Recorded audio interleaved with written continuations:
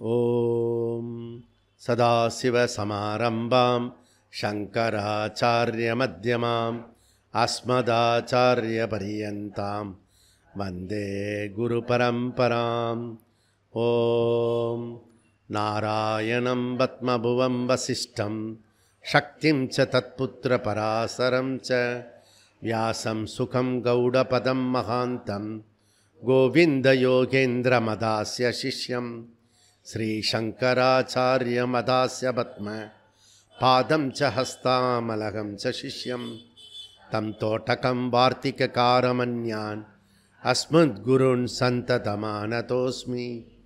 ஓம் வியாசாய விஷ்ணுரூபாய வியாசரூபாய விஷ்ணவே நமோ வை பிரம்மநிதயே வாசிஷ்டாய நமோ நமக. ஓம் புல்லாரவிந்தாயத பத்ரநேத்ர ஏன த்வயா பாரதத்தைலபூர்ண பிரஜ்வாலிதோ ஞானமய பிரதீபः. ஓம் வசுதேவசுதம் தேவம் கம்சசானூரமர்தனம் தேவகீ பரமானந்தம் கிருஷ்ணம் வந்தே ஜகத்குரும். ஓம் ஸ்ருதிஸ்மிருதிபுராணானாம் ஆலயம் கருணாலயம் நமாமி பகவத்பாத சங்கரம் லோகசங்கரம்.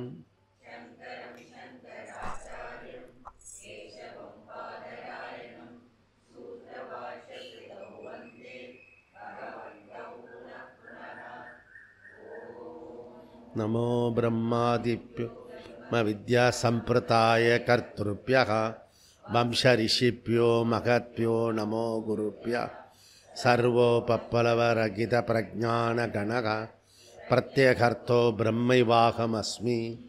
ஓம் ஈஸ்வரோ குருராத்மேதி மூர்த்திபேத விபாகினே வ்யோமவத் வியாப்ததேகாய தட்சிணாமூர்த்தயே நமः. ஓம்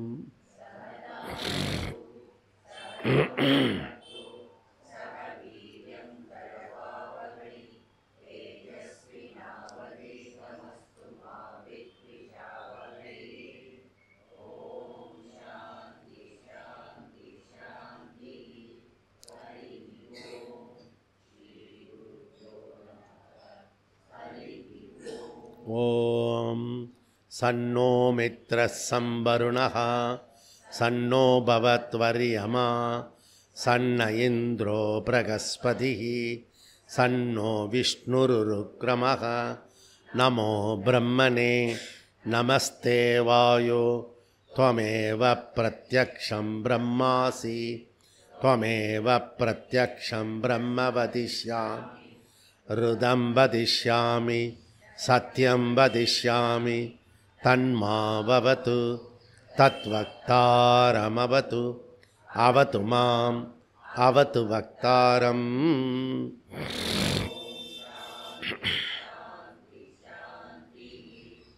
ஓம் சகனாவது சகனௌ புனக்து சக வீர்யங்கரவாவகை தேஜஸ்வினாவதீதமஸ்து வித்விஷாவகை.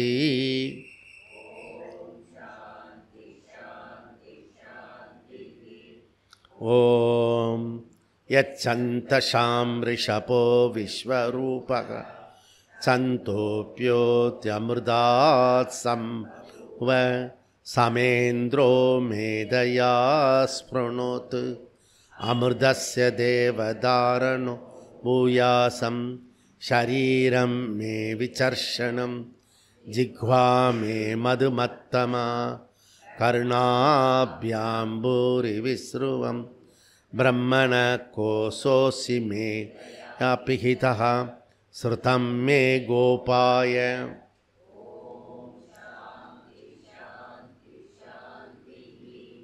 ஓம் அஹம் விருக்ஷஸ்ய ரேரிவ கீர்த்திப்ருஷ்டம் கிரேரிவ ஊர்த்வபவித்ரோ வாஜி இவ ஸ்வமிருதமஸ்மி திரவிணகம் ஸ்வர்ச்சசம் சுமேதா அமிர்தோக்ஷிதः இதி த்ரிசங்கோர்வேதானுவச்சனம்.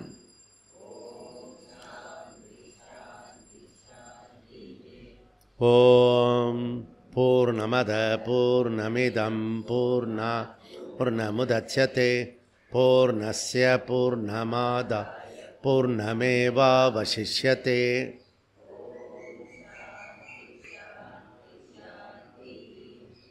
ஓம் ஆப்யாயந்து மமாங்கானி வாக்ப்ரான் அக்ஷுஸ்ரோத்ரமதோ பலமிதானி ச சர்வாணி சர்வம் பிரம்ம உபனிஷதம் மாஹம் பிரம்ம நிராகுர்ய மாமா பிரம்ம நிராகரோத் அனிராகரணமஸ்து அனிராகரணமே அஸ்து ததாத்மனி நிரதேய உபனிஷத்சுத தே மயி சந்து.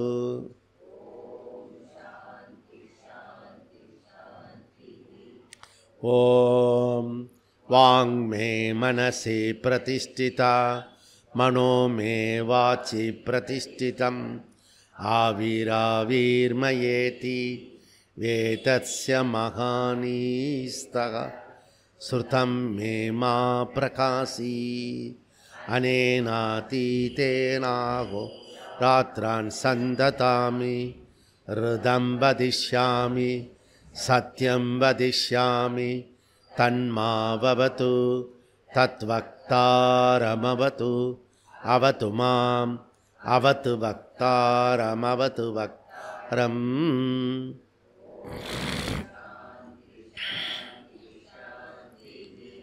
ஓம் பத்ரம் நோ அபிவாதயமனக.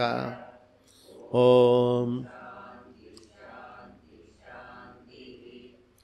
ஓம் பத்ரங் கர்ணேபிः ஸ்ருணுயாமதேவः பத்ரம் பஷ்யேமாஷபிர்யஜத்ராः ஸ்திரைரங்கைः துஷ்டுகும்சஸ்தனூபிः व्यशेम देवहितैयतायुः स्वस्ति न इन्द्रो वृद्धस्रवा स्वस्ति न भूषा विश्ववेदा स्वस्ति नस्तार्क्ष्यो अरिष्टनेमि स्वस्ति नो बृहस्पतिर्दधातु.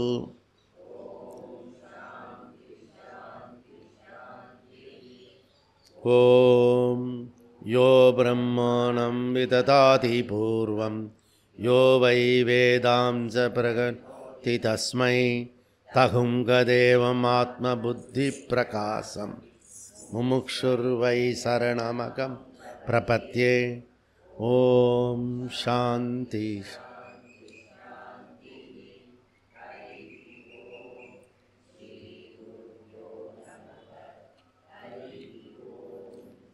பக்கம் 139.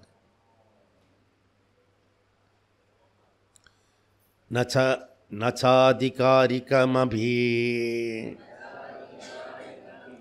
பதனானுமானாத் தத்யோகாத் உபபூர்வமபி து ஏகே பாவம் அசனவத் தது உக்தம் பகிஸ்து உபயதாபி ஸ்மிருதேஹே ஆச்சாராச்ச ஸ்வாமினஹ பலஸ்ருதீதே ஆத்ரேயஹ ஆர்த்தவிஜ்யமித்யௌடூலோமி தஸ்மைஹ பரிக்கிரியதே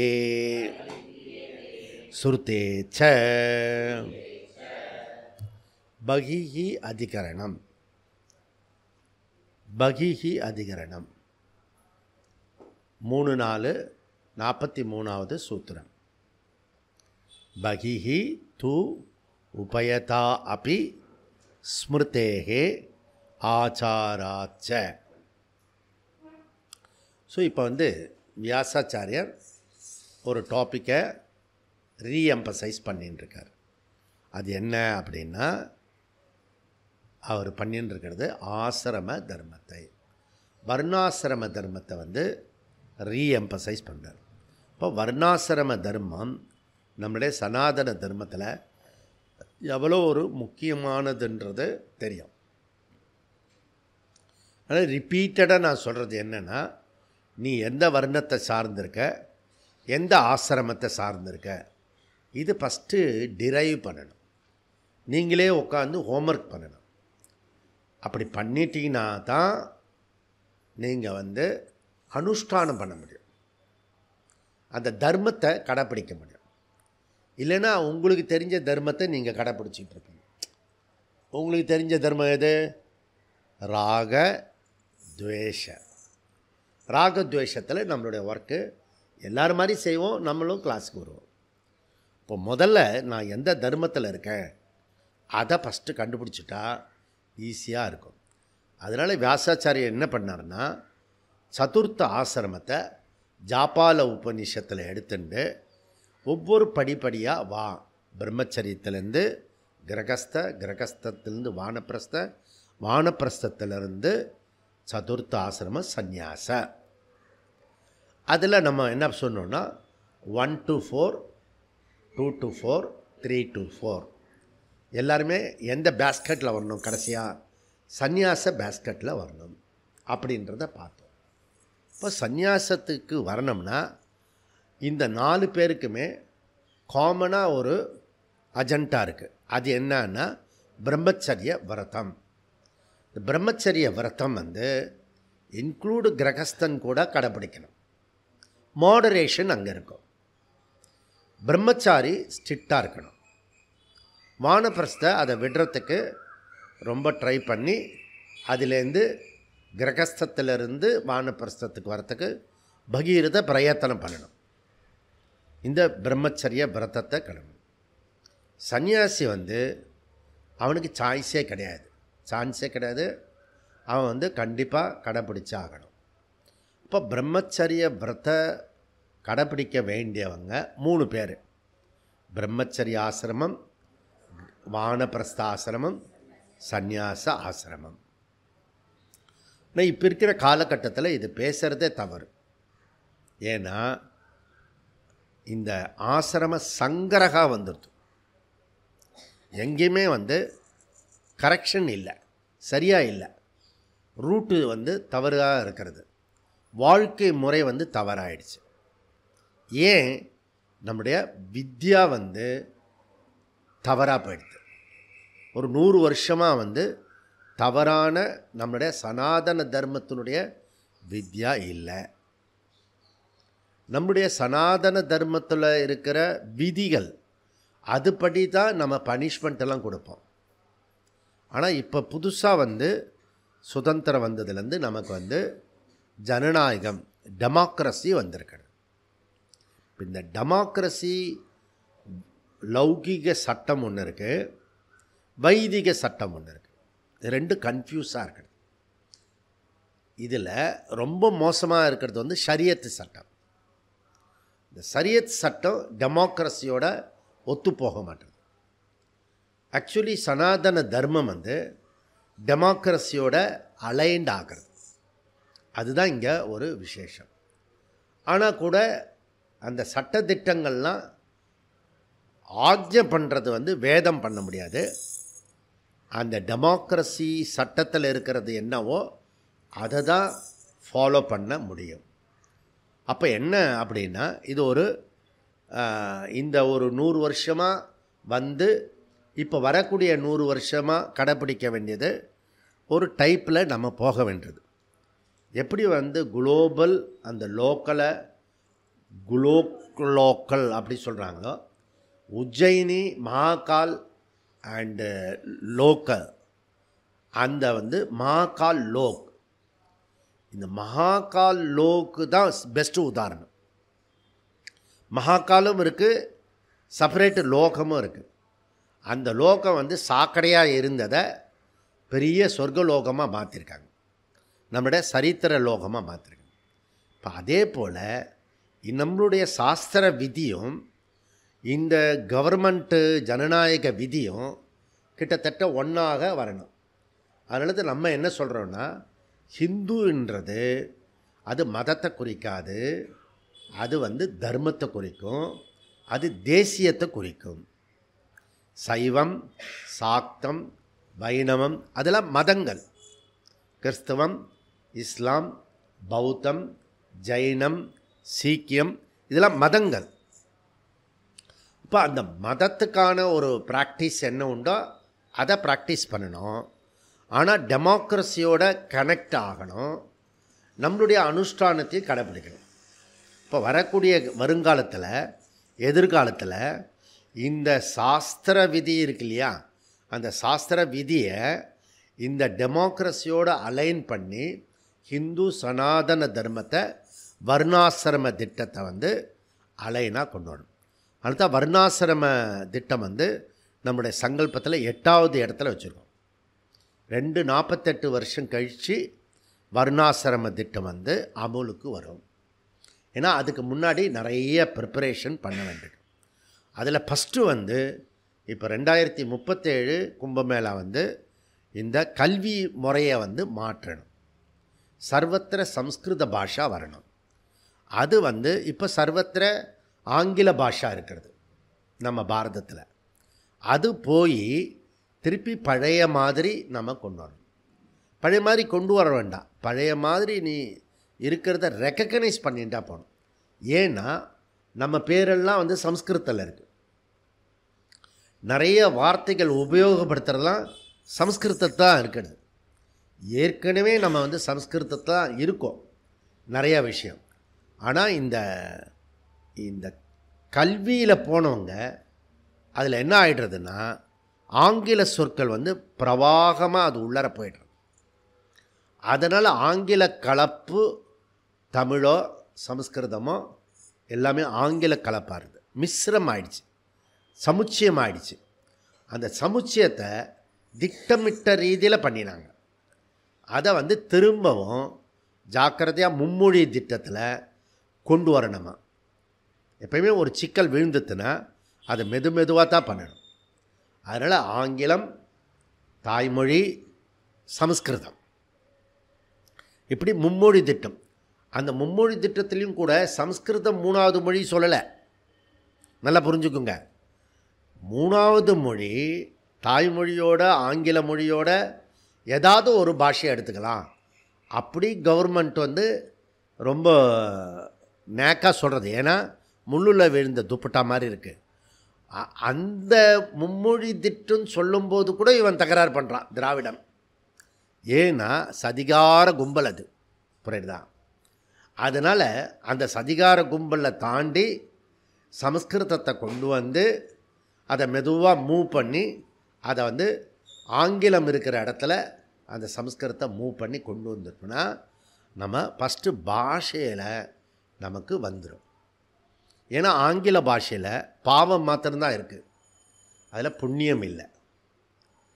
அப்புறம் தர்மம் என்ற ஒரு சொல் ஆங்கிலத்தில் இல்லை, அது இந்த வேதத்தில் தான் இருக்குது.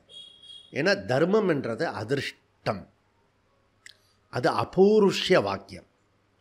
அபூருஷமாக இருக்கிறது இந்த ஆங்கிலம் இருக்கு இல்லையா, அது திருஷ்டம், ஸ்தூலம்.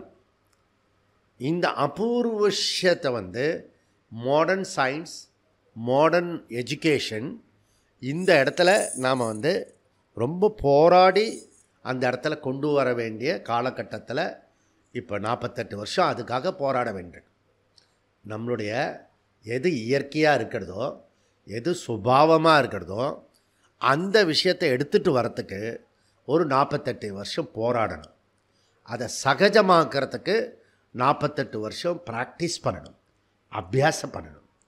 அப்படி பண்ணும்போது 48 வருஷத்துக்கு பிறகு அதனுடைய பலனை கொடுக்க ஆரம்பிக்கும். இப்படி ஒரு பெரிய நீண்ட நெடிய பயணமாக இருக்கிறது.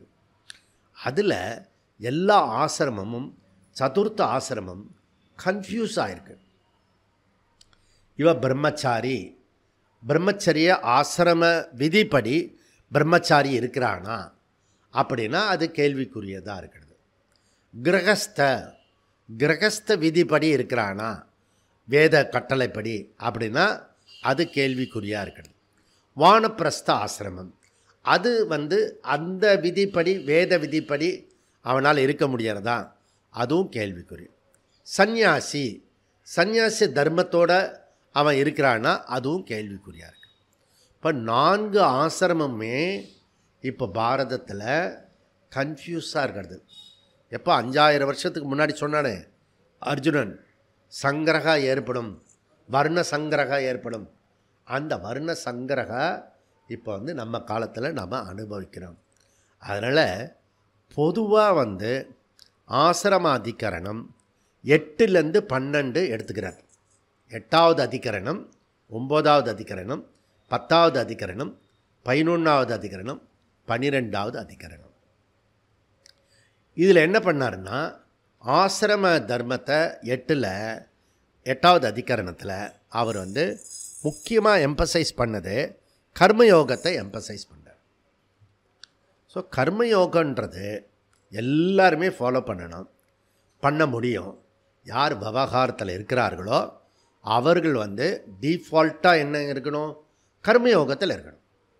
கர்மயோகம்னு என்ன, எத் கரோஷி யதஸ்நாசி யத் ஜுகோஷி ததோசி யத் யத் தபஸ்யசி கௌந்தேய தது குருஷ்வமதர்ப்பணம். 9வது அத்தியாயம் 27வது ஸ்லோகம். பொன் எழுத்துக்களால் பொருத்தி வைக்க வேண்டியது. உங்கள் வீட்டில் எத்தனையோ ஃபோட்டோலாம் வச்சுருப்பீங்க, புரியுதா? தாத்தா ஃபோட்டோ, பாட்டி ஃபோட்டோ, உங்கள் ஃபோட்டோ. எஸ்பெஷலி நிறைய பேர் வீட்டில் இப்போ மாடர்ன் இதுவாக இருக்கிறதில்ல தாத்தா பாட்டி ஃபோட்டோ கூட வச்சுக்கிறதில்ல. அவங்களுடைய ஃபேமிலி ஃபோட்டோ இருக்குது பாரு, அதுதான் பிரதானமாக வச்சுக்கிறாங்க. இப்படி நின்னது, இப்படி உட்காந்தது, எல்லாம் காலம் மாறி போச்சு. அப்பா அம்மாவை கூட விட்டுறான். முன்னாடிலாம் குரூப் ஃபோட்டோ இருக்கும், இப்போல்லாம் தான் ஒய்ஃபு சில்ட்ரன். அந்த சில்ட்ரன் இப்படி கொக்கு மாதிரி இருக்கிறது, இப்படி இருக்கிறது, இது கிறுக்குத்தனம் ஆகிடும், கிறுக்குன்னு ஆகிட்டான். ஏதோ ஒன்று அதை வச்சிரு, நீ அதை வச்சுருக்கு கூடவே உங்கள் அப்பா அம்மா ஃபோட்டோ இருக்கணும், அதில் பெரியவங்களுடைய ஃபோட்டோ இருக்கணும், புரியுறதா? அது இதெல்லாம் இருந்துன்னா நீயே மதிக்கலைன்னா உங்கள் அப்பா அம்மாவை, அடுத்து உங்கள் பையன் பேரன் பேத்தி எப்படி மதிக்கும்? அது மறந்தே போயிடும், அது புரியுதா?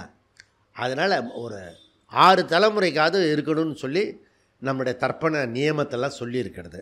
ஓகே, இதெல்லாம் நீங்கள் தெரிஞ்சிக்க வேண்டிய ஒரு விஷயம். அப்போ இந்த 9:27 பகவத்கீதா ஸ்லோகம் பகவத்கீதா பாராயணம் படிக்கிறவங்க எல்லாருக்குமே காமனாக தெரிஞ்சிக்க வேண்டியது, புரிஞ்சிக்க வேண்டியது, அதை கடைப்பிடிக்க வேண்டியது, அப்ளிகேஷன் பண்ண வேண்டியது இது. அதாவது காலையிலேருந்து ராத்திரி வரைக்கும் நீ என்ன பண்ணுறையோ அதை ஈஸ்வரார்ப்பணமாக பண்ணு. 18வது அத்தியாயத்தில் பகவான் ஸ்ரீகிருஷ்ணன் சொல்கிறாரு, ஸ்வகர்மனா தம் அப்பியர்ச்சிய சுத்திம் விந்ததி மாணவகா. ஆசிரம தர்மத்தை கடைப்பிடிக்கிறது மூலியமாக அவன் தன்னைத்தானே உயர்த்தி கொள்கிறான், அவன் பரமசித்தியை அடைகிறான் அப்படின்றது சொல்லப்படுறது 18வது அத்தியாயத்தில். 3வது அத்தியாயத்தில் வந்தீங்கன்னா அவர் ரொம்ப அழகாக சொல்கிறார், மயி சர்வாணி கர்மாணி சந்நியஸ்ய அத்தியாத்ம சேதசா நிராசிர் நிரமமோ பூத்வா யுத்தஸ்வ விகிதஜ்வரஹா. யுத்தஸ்வ விகிதஜ்வரஹா, யுத்தஸ்வன்னா ஸ்வதர்மம். உன்னுடைய ஸ்வதர்மத்தை எப்படி பண்ணணும்? விகிதஜ்வரஹா, கொதிச்சுண்டு பண்ணாத, இரிட்டேஷனோட பண்ணாத, புரியுதா? கோபத்தோடு பண்ணாத, டென்ஷனோட, லோக்கல் பாஷையில் சொன்னால் டென்ஷனோட பண்ணாத. விகிதஜ்வரஹா யுத்தஸ்வ. நம்ம இப்போ இருக்கிற காலகட்டத்தில் யுத்தம் தான் பண்ண வேண்டியிருக்கு. ஓகே, அது அர்ஜுனனுக்கு மாத்திரம் இல்லை, நமக்கும் கூட அப்படி தான் இருக்கிறது. நம்முடைய சொதர்மமே, எல்லாருடைய சொதர்மமும் இப்போ எப்படி இருக்குன்னா யுத்தம் பண்ணுற மாதிரி இருக்குது. அப்போ அதில் பண்ணும்போது விகிதஜ்வரஹா பண்ணிவிட்டு என்ன பண்ணணுமா? சர்வாணி கர்மாணி மயி சந்நியஸ்ய எல்லா கர்மத்தையும் எந்த மாதிரி பண்ணுறையோ அதை எல்லாத்தையும் என்கிட்ட ஒப்படைச்சிடு. 3வது அத்தியாயத்தில் சொன்னார். அதை தான் 9வது அத்தியாயத்தில் விளக்கமாக சொன்னார். அதை தான் கன்க்ளூட் பண்ணுறது 18வது அத்தியாயத்தில். புரியுதா? பியூட்டிஃபுல்லாக பண்ணுறார் கிருஷ்ணர்.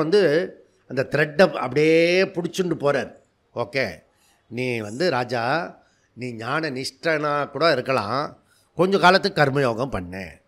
அப்போ தான் தெரியும் நீ விவகாரத்தில் இருக்கும்போது ஞான நிஷ்டனா. சில பேர் என்ன பண்ணுவோம், விவகாரத்தில் வரும்போது ப்ராப்ளம் ஆகிடும். அப்போ என்ன பண்ணலாம்?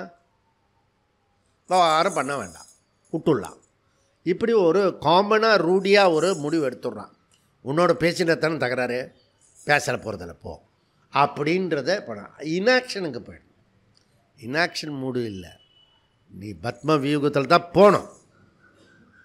அங்கே தான் அடிபடணும். 7 மகாராஜர்கள் சேர்ந்து அடிப்பாங்க உன்னை தனி உறவுனா. அங்கேருந்து நீ தப்பிச்சு திருப்பி அர்ஜுன மாதிரி வெளியில் வரணும்.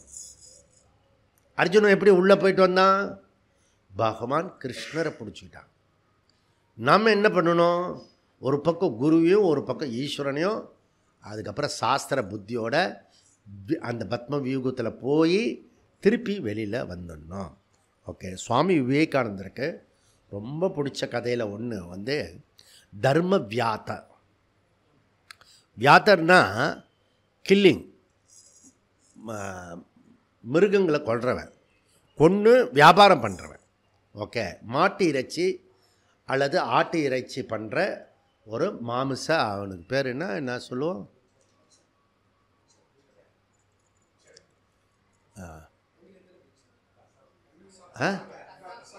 கசாப்காரன். அது கூட மறந்து போச்சு பாரு, கசாப்காரன். இப்படிதான் கசாப்காரன். அவன் இந்த ரோட்லேயே அந்த காந்தி தெருவுக்கு டர்னிங்கில் அந்த பக்கம் வச்சுருப்பான்.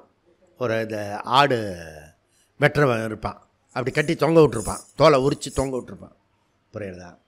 அந்த மாதிரி கசாப்புக்காரனுடைய உதாரணத்தை இங்கே மகாபாரத கதை சொல்கிறது. அதை சுவாமி விவேகானந்தர் சொல்வார். ஏன்னா அந்த அவனுக்கு அடைமொழி என்னென்னா தர்ம வியாத்தர். அவன் மாமிச வியாபாரம் பண்ணினா கூட அவனுடைய குலத்தொழில் என்ன இருக்கிறதோ, அவனுக்குன்னு வாய்ச்ச தொழில் என்ன இருக்கிறதோ அதில் தர்மமாக இருந்தான். அப்படி அவன் தர்மமாக இருந்ததுனால அவனால் மன தூய்மை அட முடிஞ்சது. அதுக்கப்புறம் அவனால் உபதேசம் கூட பண்ண முடிஞ்சது. சந்தர்ப்ப வசத்தினால தொழில் மாற்ற வேண்டியிருக்கும். இந்த கசாப்புக்காரனை விட இன்னும் மோசமான தொழில் ஒன்று இருக்கிறது. அது என்னன்னா வெட்டியான். வெட்டியான் காசியில் சொன்ன நான் விவரமாக. வெட்டியான் ஒரு ராஜா, சத்திரிய ராஜாவாக இருக்கிறவன்.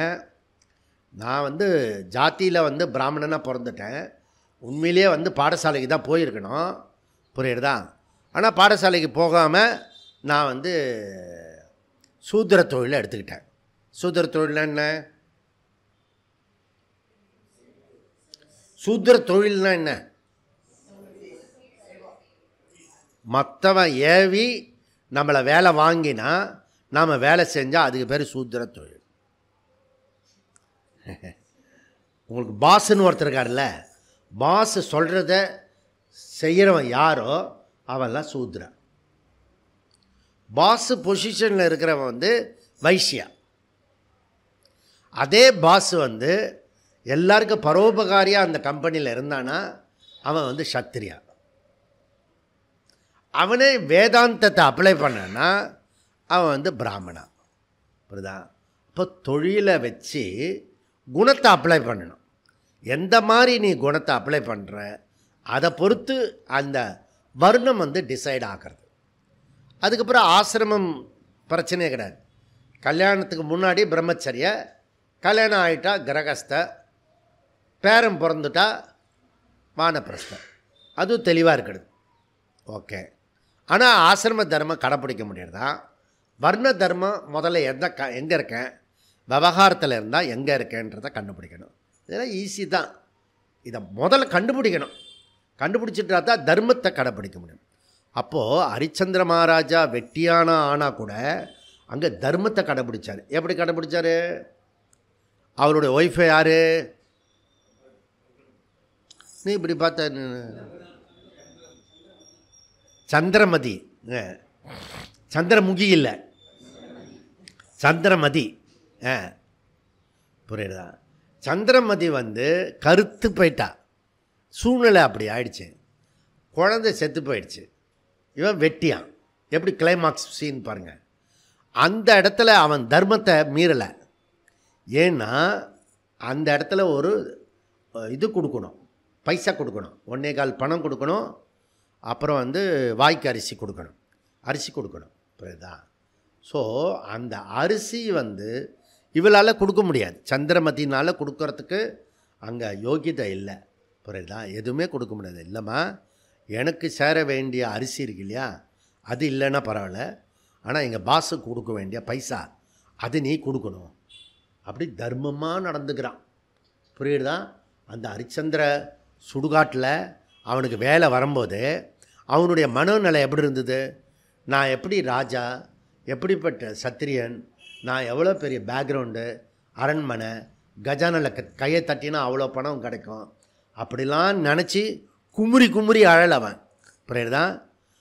அவன் எந்த மாதிரி அமைஞ்சிருக்கிறதோ, ஏன்னா அவனே மனமுவந்து எடுத்துக்கொண்ட ஒரு வெட்டியான் வேலை. புஷ் பண்ணலை அவனை. புரியுதா?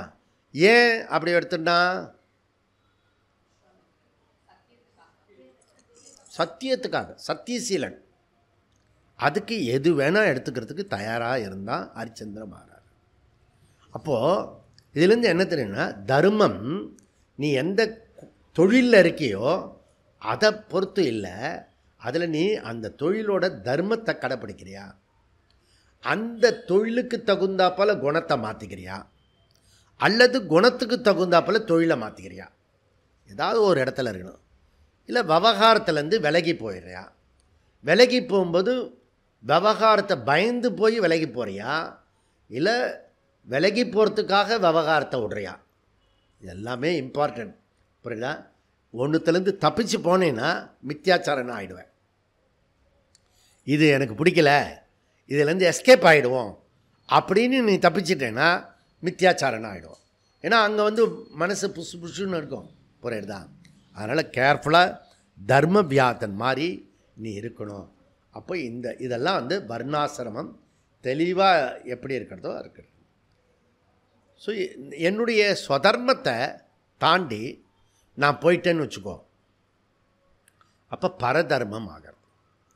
அப்போ பரதர்மம் ஆகும்போது மைண்டு டிஸ்டர்ப் ஆகும். உன்னுடைய கர்மத்தில் மைண்டு டிஸ்டர்ப் ஆகிறது அப்படின்னா நீ என்ன பண்ணணும்? ட்ரேஸ் அவுட் பண்ணினா நீ பரதர்மத்தில் இருக்கன்னு கண்டுபிடிச்சிக்கணும். பரதர்மத்தில் இருந்தால் மைண்டு டிஸ்டர்ப் ஆகும். மைண்டு டிஸ்டர்பாக இருந்தால் பரதர்மத்தில் இருக்க அப்படின்னு அர்த்தம். இதெல்லாம் இப்படி இப்படி ஷேவ் பண்ணி போட்டுக்கணும். ஓகே. பிறவி பெருங்கடல் நீந்துவர் நீந்தார், இறைவனடி சேராதார், இறைவனடி சேர்வர், பிறவி பெருங்கடல் நீந்துவர். அப்படி நம்ம பூர்வபக்ஷம் பண்ணி போட்டுக்கிட்டோம்னா நமது எல்லாமே பர்ஃபெக்டாக இருக்கும். இப்போ கிரகஸ்தல ஆசிரமத்தில் மாத்திரம்தான் கர்மத்தை முழுமையாக கடைபிடிக்க முடியும். பிரம்மச்சாரியோ வானப்பிரஸ்தனோ சன்னியாசியோ கர்மத்தை முழுக்க பண்ண முடியாது. இப்போ எப்பவுமே வாழ்ந்து காட்டணும். வாழ்ந்து காட்டுகிறவர்கள் நம்ம நாட்டில் குறைவாக இருக்கிறது. புரியுதா? அதனால் இங்கே குருகுலத்தில் நம்ம மெஜாரிட்டி கிரகஸ்தர்கள். அப்போது நீங்கள் ராத்திரி பகலமாக பொது நலத்தையும் சேர்த்து சொதர்மமாக செய்கிறீங்க. அதனால் யூ ஆர் த கிரேட். அதனால் என்ன கிரேட்டு? மன தூய்மை கிடைக்கிறது, சித்த சுத்தி கிடைக்கிறது. சாதன சதுஷ்டயத்துக்கு பேக் பண்ணுறோம். நம்மளோட ரூட் எங்கே போகிறது? முதல் ஸ்டெப் சித்த சுத்தி, அதனுடைய கண்டினியூட்டி சாதன சதுஷ்டயம். சாதன சதுஷ்டயம் குரு பிராப்தி, ஞான பிராப்தி, ஞான நிஷ்டா பிராப்தி. அதுக்கு பேஸ் என்ன? கர்மயோகம். அதுக்கு என்ன பண்ணோம்? சர்வாணி கர்மாணி மயி சந்நியஸ்ய யுத்தஸ்வ, உன்னுடைய அனைத்து கர்மத்தையும் என்கிட்ட ஒப்படைச்சு. அதுக்கு தான் ஸ்தூலமாக இப்போது பகவத்கீதா பாராயணத்தை கையில் பிடிச்சுட்டு இருக்கோம். ஸோ பகவத்கீதா பாராயணம் மைண்டு ரொம்ப டிஸ்டர்பாக இருக்குதுன்னு என்ன பண்ணோம், இன்னும் 2-3 தடவை கீதா பாராயணம் பண்ணிட்டா சரியாக போயிடும். ஓகே. இப்போ 10வது அதிகரணத்தில் வியாசர் கிரகஸ்த ஆசிரமத்திற்கு யார் வர முடியும், யார் வரக்கூடாது, பிரம்மச்சாரி மட்டும்தான் கிரகஸ்தனாக ஆக முடியும், வானப்பிரஸ்தன் கிரகஸ்தனாக ஆக முடியாது, போகக்கூடாது, முடியாது, சந்நியாசி கூடாது, வானப்பிரஸ்த கிரகஸ்தனுக்கு போக முடியாது, சந்நியாசி கிரகஸ்தனுக்கு போக கூடாது. முடியாது வேற, கூடாது வேற. முடியாதுன்றது அங்கே கொஞ்சம் வீக்காக இருக்குது, போகலாம் அப்படின்ற மாதிரி. ஓகே. கூடாதுன்னா போகவே கூடாது. ஓகே. அதுக்கு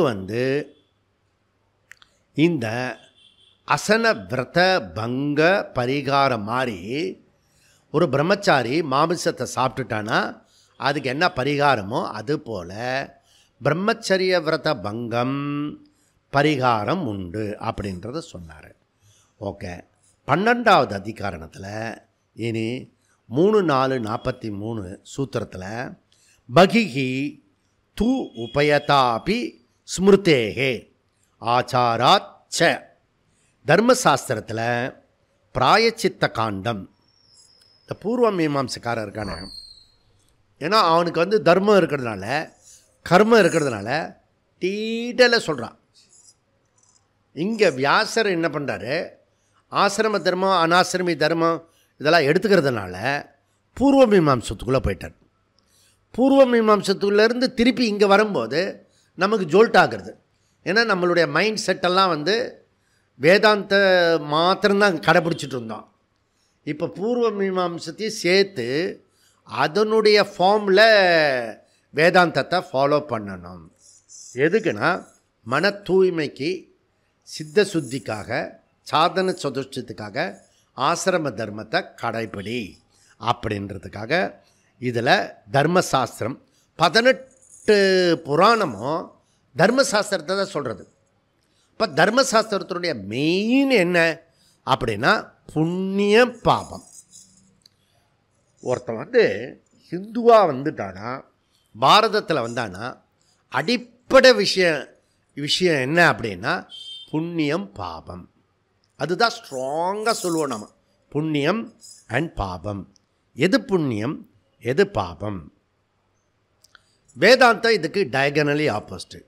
நான் புண்ணியம் நான் பாபம், நான் புண்ணியம் நான் பாபம். ஜாதி நீதி குல கோத்திர தூரகம் நாம ரூப குண தோஷ வர்ஜிதம் தேச கால விஷயாதி வர்த்தியதே பிரம்ம தத்துவமசி பாவயாத்மனி, பிரம்ம தத்துவமசி பாவயாத்மனி. நீ உன்னுடைய விஷயத்தை பிரம்மத்தில் வை, தத்துவமசி. நீ சரீரமோ அவஸ்தாத்திரைய சாட்சி, நீ எதுவுமே கிடையாது, நீ சாக்ஷாத் பிரம்மஸ்வரூபம்.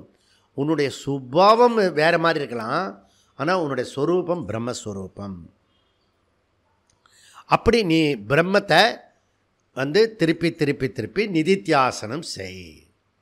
இப்போ அடிப்படையில் இருக்கிறது புண்ணிய பாபம், எண்டில் இருக்கிறது அகம் பிரம்மாஸ்மி நிதித்தியாசனம்.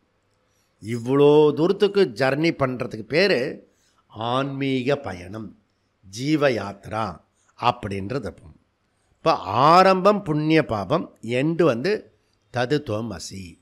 இது நம்ம வந்திருக்கிற நம்ம கொஞ்சம் பேராவது இதை பற்றி சரியாக புரிஞ்சுக்கிட்டு எவ்வளோ முடியுமோ அவ்வளோ கடைப்பிடிக்கிறதுக்கு ட்ரை பண்ணணும். இப்போ அந்த காரணத்தில் நமக்கு மலம் இருக்குது. அந்த மலம் மலம் விக்ஷேபம் அஜ்ஞானம் 3 நமக்கு மேஜராக இருக்கிறது. அதில் ஷட் மலம் சொல்லுவோம்.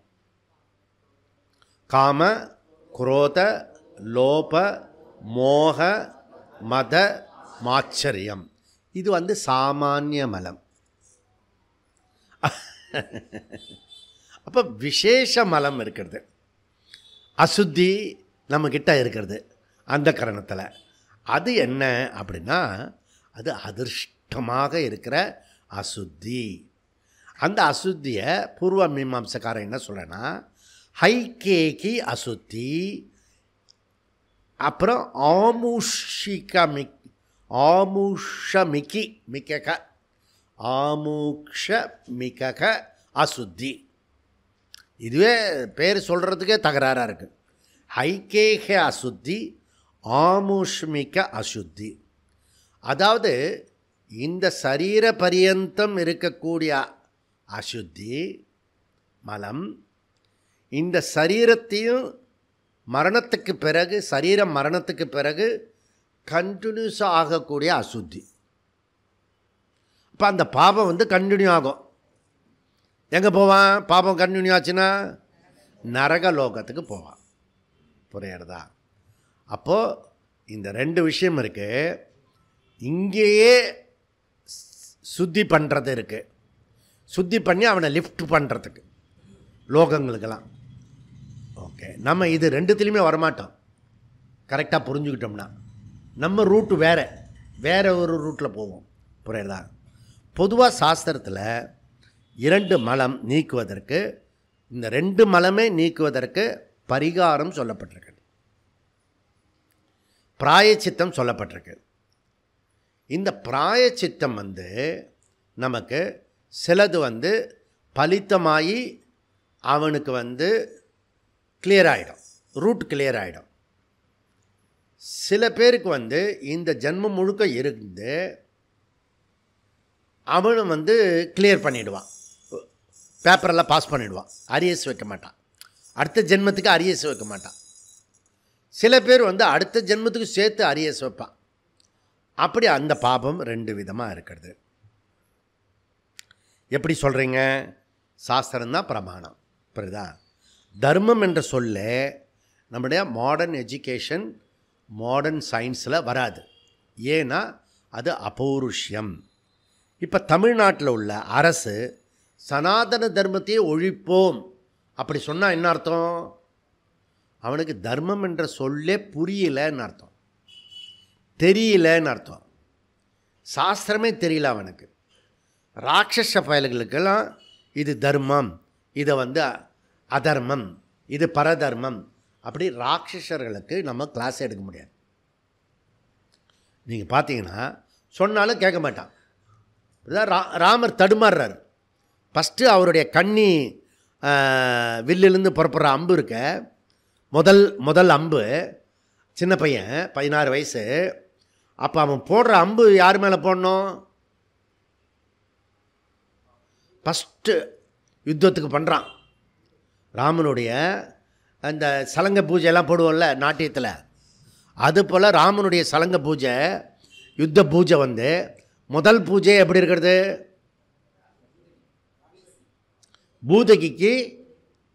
பூதகிக்கு அடிக்கணும்.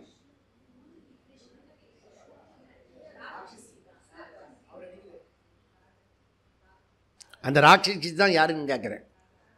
இந்திரா காந்தி சொல்லக்கூடாது, தாடகை. அதுதான் கை எடுத்துண்டா இந்திரா காந்தி. புரியுதுதான்? தாடகை, சூர்பனகை, கை வருது பாரு, அதனுடைய ரெப்ரசண்டாக நான் இருக்கேன் அப்படி சொல்கிறதுக்காக. அவள் வந்து மாடர்ன் ராட்சசி. இந்திரா காந்தி இருக்கா இல்லையா, மாடர்ன் ராட்சசி. புராண காலையில் இப்போ இருக்கிற கலிகாலத்தில் இருக்க ராட்சசி அவள். ஏன் அவளை ராட்சசின்னு சொல்கிறேன்? அவள் மேலே வெறுப்புனாலையா? என்ன பண்ணிட்டா அவள்? அப்படி என்ன தப்பு பண்ணிட்டாவ? செக்யூலர், மத சார்பின்மை, சர்வதர்ம சமபாவத்தை மாற்றினவ. இங்கிலீஷ்காரன் கூட பயந்ததை இவன் வந்து மாற்றணும். இவன் வந்து அலகாபாத் நீதிமன்றத்தை மாற்றினா கூட பரவாயில்ல, என்ன சர்வாதிகாரம் பண்ணினா எமர்ஜென்சி கொண்டு வந்தால் கூட பரவாயில்ல. ஆனால் பேசிக்கு சட்டத்திட்டத்தை மாற்றிட்டான். இந்த செக்யூலர் கொண்டு வந்ததுனால அந்த 75லேருந்து 2025 வரைக்கும் இந்த 50 வருஷத்தில் பார்த்தீங்கன்னா தேசமும் தனிப்பட்ட வாழ்க்கையும் கம்பெனியும் இந்த சமுதாயமும் 50 வருஷத்தில் கொலாப்ஸ் ஆயிடுச்சு. அதுக்கெல்லாம் மூல காரணமாக இருந்தவ ராட்சசி இந்திரா காந்தி. ஏன் அவ கையை எடுத்துட்டான்னு இப்போ புரியுதா உங்களுக்கு? சூர்பனகை தடாகை அவளுக்கு முன்னுதாரணம். அதில் ஃபஸ்ட்டு வில்லு அம்பு போடுறது சூர்பனகைய தடாகையா? தடாகையை அடிக்கணும் ராமருக்கு. பெரிய டெஸ்ட்டு புரியுதா? முதல்ல எடுத்தோடனே பொம்பளை பிள்ளைய அடிக்கிறதா அப்படின்னு கேட்குறாரு. இப்போ விஸ்வாமித்திரர் என்ன சொல்கிறாரு? தவறு செய்யந்தான் அது ஆண் பெண்ன்றதை பார்க்கக்கூடாது. தவறுனா தவறு தான். இப்போ மோதிஜி நடந்து வரும்போது தமால்னு நமஸ்காரம் பண்ணுறா ஒருத்தி, பெரிய ஆள். 2 ஸ்டெப்பு பின்னாடி போய் புரியணும். அந்த பயமுறுத்தருக்கு. ஏன்னா அங்கே தர்மம் இருக்குது. புரியுறதா? தர்மம் ரொம்ப சூக்ஷ்மம். அது புரிஞ்சுக்கிறது ரொம்ப கஷ்டம். நமக்கு ஸ்தூலமாக இருந்து புத்தி இருக்கிறதா, மாடர்ன் எஜுகேஷனா, அதனால் இதை புரிஞ்சுக்கிறது ரொம்ப கஷ்டப்படுறோம் நம்ம. புரியுதா? அதனால் இவன் வந்து டைரெக்டாக டிக்ளேர் பண்ணிட்டான், கொசு வந்து மாம்பழத்தில் ஒழிக்கிறானோ இல்லையோ, ஆனால் சனாதன தர்மத்தை ஒழிப்பேன்றான். நீ உன்னுடைய நிர்வாகத்தில் கொசுலாம் ஒழிக்கணும், சாக்கடையெல்லாம் சரி பண்ணணும், இதெல்லாம் சரி பண்ணுறான்னா நிர்வாகம் கொடுத்தா, தர்மத்தை வைதிக தர்மத்தை வந்து ஒழிப்பேன்னு சொன்னால் அவன் எப்படிப்பட்ட முட்டாளாக இருப்பான்? புரியுதா? எப்படிப்பட்ட ராட்சசனாக இருப்பான்? புரியுதில்ல உங்களுக்கு சப்ஜெக்டு? அதனால் அவன் ராட்சசியினுடைய விஷயத்தில் தர்மம் தெரியல, அதர்மம் தெரியல. இப்போ தர்மம் அதர்மம் தெரிஞ்ச 2 பேர் இருக்காங்க. அது யார்? அர்ஜுனன், துரியோதனன். 2 பேருக்குமே தர்மம் தெரியும், அதர்மம் தெரியும். 2 பேருக்குமே எதில் இன்ட்ரெஸ்ட்டு? 2 பேருமே அதர்மத்தில் தான் இன்ட்ரெஸ்ட்டு. அப்படியே டிக்ளேர் பண்ணுறாங்க அதர்மத்தில். புரியுறதா? இவன் கொஞ்சம் மாடிஃபிகேஷன், அர்ஜுனன் பரதர்மம் சொல்லலாம், அவன் டைரக்டாக அதர்மம். புரியுது? இப்போ இதே அர்ஜுனன் காட்டுக்கு போயிருந்தால, அப்படியே போயிட்டு இருந்தா ஒன்றுமே பிரச்சனை இல்லை. அந்த வருஷம் முழுக்க தபஸ் பண்ணி வில்லெல்லாம் கண்டுபிடிச்சி எல்லா சஸ்திரெல்லாம் பண்ணி நானே முடிவு பண்ணி கல்யாணம் பண்ணிட்டு வேலைக்கு போயிட்டு அதுக்கப்புறம் அதை வந்து குற்றம் சொன்னால், யுத்தஸ்வ பாரத பாஸ் இப்படி தான் திட்டுவார், சம்பளம் வேலை தான் கொடுப்பான். புரியுறதா? சேஞ்சு தான் ஆகணும். ஏன்? நீ தானே எடுத்துட்ட, நீ தான் வேலை பண்ணணும். புரியுறதா? அப்போ நாமே குடும்பத்தை தேர்ந்தெடுத்து, நாமே ஆஃபீஸை தேர்ந்தெடுத்து, நாமே வேலை பண்ணும்போது துரியோதன மாதிரி அதர்மம் பண்ணக்கூடாது, பரதர்மத்தில் போகக்கூடாது, துரோணாச்சாரியர் மாதிரி பரதர்மத்துக்கு போகக்கூடாது. அர்ஜுனன் மாதிரி கிருஷ்ணரை கெட்டியமாக பிடிச்சிண்டு பிடிக்குதோ பிடிக்கலையோ தர்மத்தை தான் பண்ணி அதை வந்து மேலே கர்மயோகமாக பண்ண சொல்கிறார். தர்மம் பண்ணுறதுக்கே இவனுக்கு கஷ்டமாக இருக்கு அர்ஜுனனுக்கு, அதுலேருந்து லிஃப்ட் பண்ணுறான் கர்மயோகத்துக்கு. ஏன்னா அவன் என்ன கேட்குறான்னா சன்னியாசம் கொடுன்னு கேட்குறான். அது முடியாது தம்பி அப்படின்ட்டு. அப்போ இது வந்து நம்ம வந்து 19ஆவது நூற்றாண்டில் கல்வி முறை திணிக்கப்பட்டிருக்கு. அதில் மும்மொழி திட்டமே ப்ராப்ளமாக இருக்கிறது. இப்போ இங்கே வந்து இந்த இந்த பிரம்மச்சரிய விரத பங்கம், அதுக்கான பரிகாரம் சொல்லப்பட்டிருக்கு. உபபாதகம், பிராயச்சித்தம் உண்டு. பிராயச்சித்தம் உள்ளது எதுவோ அது உபபாதகம். பிராயச்சித்தமே கிடையாது சொல்கிறது மகாபாதகம். பாதகம்னா பாபம். இப்போ பிராயச்சித்தம் இருக்குன்னு எப்படி சொல்கிறேன்? வியாசாச்சாரியார் பாவம், பாவம் இல்லை பாவம். அஸ்தி பிராயச்சித்தம் அஸ்தின்னு போன சூத்திரத்தில் சொன்னார். அதனால் பிரம்மசூத்திரத்தில் இந்த பூர்வ மீமாம்ச பேக்ரவுண்டில் நம்ம கிளாஸ் எடுத்துகிட்டு இருக்கோம். அப்போ 3வது அத்தியாய சாதனா அத்தியாயம் 4வது பாதம் பிரம்மச்சரிய விரதத்தை ஹைலைட் பண்ணுறார். இந்த இடத்துல 8லேருந்து 12 வரைக்கும் அதிகரணம் பிரம்மச்சரியத்தை ஹைலைட் பண்ணி, பிரம்மச்சரிய விரத பங்கம் அது உபபாதகம், அது மகாபாதகம். உபபாதகத்தில் கடைசியில் வருது பிரம்மச்சரிய பங்கம், மகாபாதகத்தில் ஆரம்பத்தில் வருது. அப்போ இதுக்கு பிராயச்சித்தமும் இருக்குது, பிராயச்சித்தம் இல்லாமலே இருக்கிறது அப்படின்னு அர்த்தம். அப்போது யோக யுக்தா பிரம்ம அதிகச்சதி சந்நியாசஸ்து மகாபாகோ துக்கம் ஆப்தும் அயோகா. அர்ஜுனா, சந்நியாசத்துக்கு போக முடியாதுடா, அது ரொம்ப ரொம்ப கடினம், மிக கடினம். ஆனால் அதே விஷயம் யோக யுக்தா பிரம்ம அதிகச்சதி. நீ கர்மயோகத்துக்கு வந்துட்டேன்னா அந்த பிரம்மத்தை அடையிறது கொஞ்சம் ஃபார் பெட்டர், ஃபார் ஈஸி. புரியறதா? அதனால் சந்நியாசத்தை தேர்ந்தெடுத்துக்காத, நீ கர்மயோகத்தை பண்ணி அதில் உன்னை பக்குவப்படுத்து. எஸ்கேப் ஆகிற இடம் வந்து சந்நியாசம் இல்லை. புரியுதா? நிறைய பேருக்கு அங்கே போயிட்டா எல்லா பிரச்சனையும் தீர்ந்துடணும்னு, அங்கே போயிட்டா தான் அதிகமான பிரச்சனை இருக்கும். புரியுதா? இப்போ உபபாதகமா மகாபாதகமா அப்படி டிபேட்டு இருக்கிறது. இது மகாபாதகம் அப்படின்னு இந்த சூத்திரத்தில் சொல்லி முடிக்கிறார்.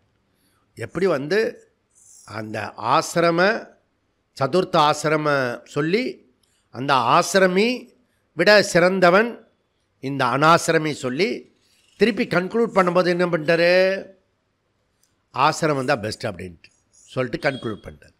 ஏன்னா இவன் வந்து எங்கே லூப் பாயிண்ட் கொடுக்குறோமோ, நீ நீ நாளைக்கு வரையா நாளைக்கு வரையா அப்படி கேட்டு பாறேன், நாளைக்கு வரேன் அப்படி சொல்லுவான். லூப் கொடுத்தாலே எங்கே ஈஸியாக இருக்கிறதோ அங்கே வந்து பண்ணிவிடுவான். அதனால் இங்கே வந்து கன்க்ளூட் பண்ணுறாரு, இது வந்து உபபாதகத்தினுடைய எண்டில் இருக்குது, மகாபாதகத்தினுடைய ஆரம்பத்தில் இருக்குது. அதனால் பகிஷ்காரம் பண்ண வேண்டியது. இந்த பிரம்மச்சரிய விரத பங்கம் பண்ணினவனை பகிஷ்காரம் பண்ணு அப்படின்னு வியாசாச்சாரியார் கன்க்ளூட் பண்ணுறார். பகிஹி து உபயதா அப்பி ஸ்மிருதேஹே ஆச்சாராத். து உபபாதகமாக இருந்தாலும் அது மகாபாதகமாக எடுத்துக்கொள்ள வேண்டும். அது உபபாதகமாக இருந்தாலும், உபபாதகம்தான், பிராயச்சித்தம் இருக்குது, ஆனால் நாம் எப்படி எடுத்துக்கணும், மகாபாதகம். உபயதா அப்பி 41வது சூத்திரத்தில் மகாபாதகம் சொன்னார். 42ல் என்ன சொன்னார், அதை நிஷேதம் பண்ணிட்டார். படிச்சிருப்போம், ஞாபகம் இருப்போம். உபபாதகம் மகாபாதகம் கிடையாது. இப்போ என்ன சொல்கிறாரு, உபயதா அப்பி, உபபாதகம் மகாபாதகம். அந்த பாபம் வந்து பிராயச்சித்த கர்மா பாபம் இருக்குது, அது வந்து அபரிகாரியம், அதுக்கு பிராயச்சித்தமும் கிடையாது. ரெண்டுத்தினுடைய நடுவில் பிரம்மச்சரிய விரத பங்கம் எது சொன்னாலும் கூட பகிஹி, பகிஷ்காரியம், சமுதாயம் புறந்தள்ளிவிடும். அதனால் அப்படி பண்ணும். ஸ்மிருதேகே, அதுக்கு ஸ்மிருதி கோட்டும் இருக்கிறது, கௌஷிக ஸ்மிருதி கோட்டு இருக்கிறது. நைஷ்டிகானாம் வனஸ்தானாம், அவனே ஓடி போயிடணும், அவனே தனியாக இருக்கணும், இல்லைனா இந்த உலகம் தள்ளி வச்சிடும். ஆச்சாராத், தைத்திரிய சிக்ஷாவல்லியில் அது சொல்கிறது பியூட்டிஃபுல்லாக. அத அபாக்கியாதேஷு ஏ தத்ர பிராமணா சம்மர்ஷீனா யுக்தா ஆயுக்தா ஏஷ வேதா உபனிஷத்து ஏத்தத் அனுசாசனம். சிக்ஷாவலியில் என்ன சொல்கிறதுனா, இவன் நல்லவனா கெட்டவனா எப்படி நான் அவங்ககிட்ட சம்பந்தம் வச்சுக்கிறது அப்படின்னா, யார் சான்றோர்கள் இருக்கிறார்களோ, யார் வந்து தர்மத்தை கடைப்பிடிக்கிறார்களோ, யார் நடுநிலைமையோடு இருக்கிறார்களோ, அவர்கள் சொல்கிறத வச்சு நீ வந்து சம்பர்க்க வச்சுக்கலாம். இல்லைன்னா அவங்களுடைய உறவை நீ விட்டுடலாம். அப்போ சிஷ்டாச்சாரம் வந்து ஒரு பிரமாணமாக இருக்கிறது. சிஷ்டாச்சாரன்னு பார்க்குறது தான் இப்போ ரொம்ப அபூர்வமாக இருக்கிறது. யாருமே சிஷ்டாச்சாரம் பார்க்கணும். விஸ்வாமித்திரர் இருக்கார், அவர் வந்து விதிவிலக்கு, அனாசிரமி, புரியுதா? அப்போது என்னுடைய ஆசிரம தர்மம் கூட சதுர்த்த ஆசிரமத்தில் வராது, புரியுதா? அப்படி வந்ததுன்னா சண்டியாகலாம் பண்ண முடியாது. மகா சண்டியாகலாம் பண்ணினேன் நான், அதிலெல்லாம் வராது, புரியுதா? அதனால் இதெல்லாம் இருக்கணும். ஸோ இதெல்லாம் வந்து விஸ்வாமித்திரருக்கு கோபம் இருந்தது, காமம் இருந்தது, காஞ்சனம் இருந்தது, எல்லாமே இருந்தது. சகல கல்யாண குணங்களும் விஸ்வாமித்திரர்கிட்ட இருந்தது. ஆனால் அந்த மனுஷன் என்ன பண்ணார்? புருஷார்த்தத்தை ஒழுங்காக பயன்படுத்தி பெரிய லெவலுக்கு போய் பிரம்மரிஷி பட்டம் வாங்கி, அதுக்கப்புறம் ஸ்ரீராமனுக்கே குருவாகி, அதுக்கப்புறம் நம்ம கடைப்பிடிக்கக்கூடிய காயத்ரி மந்திரத்தை கொடுத்தார். அப்போ இந்த சதுர்த்த ஆசிரமத்தில் அவர் வரமாட்டார். ஏன்னா மேனகா ஊர்வசி எல்லாம் அவர் வந்து உறவு கொண்டிருக்கார் அவர், புரியுறதா? அப்போது இதிலேருந்து அவர் உணர்ந்து தன்னை திருத்திண்டு அதுக்கு மேலே தபஸ் பண்ணி அவர் வந்து கடுமையான விரதம் பண்ணினார். அந்த மாதிரி கடுமையான விரதம் பண்ணின நம்முடைய இந்த புராண சரித்திரத்தில் இதிகாசத்தில் பார்க்குறது ரொம்ப அரிது. அதில் வந்து பகீரத பிரயத்தனம் கூட சொல்லுவாங்க. பகீரத பிரயத்தனத்தை விட பெருசு வந்து விஸ்வாமித்திரர் பண்ணின பிரயத்தனம். ஏன்னா அவர் விவகாரத்தில் இருக்கிறார், புரியுதா? பகீரதன் எங்கேயோ ஒரு காட்டில் போய் எங்கே அந்த பனி உரையிற இடத்துல எந்த காம குரோதமும் வராது. முதல்ல எவனும் போக மாட்டான் அந்த பனி உரையிற இடத்துல, புரியுறதா? கங்கோத்திரியில். ஆனால் இவர் வந்து நாட்டில் இருக்கார் விஸ்வாமித்திரர், நல்ல ஆத்திரத்தை உண்டாக்குற மாதிரி வருவான், புரியுதா? அப்போ கோபத்தில் எல்லாமே பஸ்மாயிடும், அவன் பண்ணின எல்லாமே போயிடும், புரியுதா? அப்போ அவர் கொடுத்த மந்திரம் தான் காயத்ரி மந்திரம். இப்போ 8லேருந்து 12 அதிகரணம் ஆசிரமி அனாசிரமி வர்ணாசிரம தர்மத்தை மன தூய்மை அடையணும். இது ஒரு கடினமான பயணம். இந்த பயணத்தை அடையிறது ரொம்ப ரொம்ப பெரிய விஷயம். அப்படி சொல்லி இங்கே என்ன கன்க்ளூட் பண்ணுறோம்னா, சதுர்த்த ஆசிரமத்தில் தான் எல்லாருமே வரணும். விதிவிலக்காக சில பேர் அனாசிரமி தர்மத்தில் போவாங்க. அவங்க தன்னுடைய தபஸுனால் அந்த தர்மத்தை தாண்டி அவங்க வந்து போவாங்க. அந்த பிரம்மச்சரிய விரத்தை பங்கம் பண்ணினானா அவனை உலகம் வந்து தனித்து ஒதுக்கி விடும். அவ்வளோ தூரத்துக்கு இந்த சித்த சுத்திக்கும் மன தூய்மைக்கும் சாதன சதுஷ்டயத்துக்கும் முக்கியத்துவம் கொடுக்கப்பட்டிருக்கு. அப்பேற்பட்டவர்கள் அதாதோ பிரம்ம ஜிக்ஞாசா அந்த நிலைக்கு வருகிறார்கள். அப்படி சொல்லி நாம் வந்து நாளைக்கு வந்து முக்கியமான வகுப்பாக இருக்கிறதுனால நம்ம வந்து நாளைக்கு கிளாஸ் வந்து 5:30லேருந்து 7 வரைக்கும் இருக்கும். 1.5 மணி நேரம் கிளாஸ் இருக்கும். யார் யாருக்கெல்லாம் எப்பெல்லாம் ஜாயின் பண்ணிக்க முடியுமோ அப்போ ஜாயின் பண்ணி. ஓம் பூர்ணமத பூர்ணமிதம் பூர்ணாத் பூர்ணமுதச்யதே பூர்ணஸ்ய பூர்ணமாத பூர்ணமேவாவசிஷ்யதே. ஓம் சாந்தி சாந்தி சாந்தி. ஹரிஹி ஓம். ஸ்ரீ குருப்யோ நமः. ஹரிஹி ஓம்.